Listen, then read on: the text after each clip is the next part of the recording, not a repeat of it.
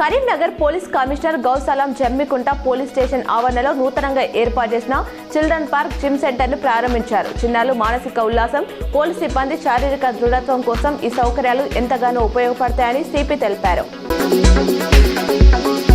Fee reimbursement స్కాలర్షిప్ల కోసం వెమ్లవాడలో ABVP కార్యకర్తలు ఆందోళనకు దిగారు. తెలంగాణ చౌక్లో ప్రభుత్వ దిష్టిబొమ్మతో శవయాత్ర నిర్వహించారు. అనంతరం దగ్ధం చేశారు. ప్రభుత్వం వెంటనే ఫీజు రియంబర్స్మెంట్, పెండింగ్ స్కాలర్షిప్లను చెల్లించాలని డిమాండ్ చేశారు. లేనిచో మంత్రులు సీఎం ఇంటిని ముట్టడిస్తామని హెచ్చరించారు.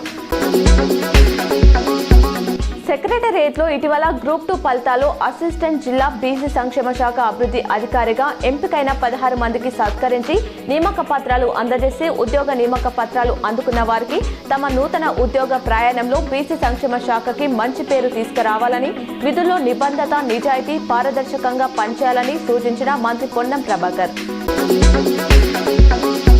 భారతదేశాన్ని సమైక్యతకు మారుపేరుగా నిలిపిన మహనీయుడు, సుస్థిర జాతి నిర్మాణానికి బాటలు వేసిన ఉక్కుమంచి శ్రీ సర్దార్ వల్లభాయ్ పటేల్ జయంతి సందర్భంగా ప్రజలందరికీ జాతీయ ఐక్యత దినోత్సవ శుభాకాంక్షలు తెలిపిన మంత్రి పొన్నం ప్రభాకర్.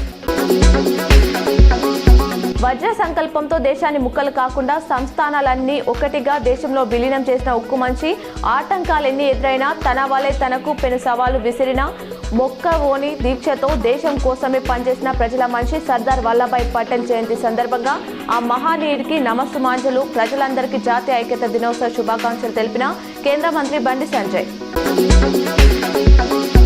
కరీంనగర్ జిల్లాలో ఈ రోజు, రేపు జిల్లాలో జాగృతి అధ్యక్షురాలు కవిత జనం బాట నిర్వహించనున్నారు. తిమ్మాపూర్ మండలం మక్తపల్లిలో ఐకేపీ ధాన్యం కొనుగోలు కేంద్రాన్ని సందర్శించిన కవిత, నస్తుల్లాపూర్లో దెబ్బతిన్న పంటలను పరిశీలించిన కవిత పంట నష్టపోయిన రైతులకు ఎకరాన 50,000 పరిహారం ఇవ్వాలని డిమాండ్ చేశారు. తడిసిన ధాన్యాన్ని ఎలాంటి షరతులు లేకుండా కొనుగోలు చేయాలన్నారు.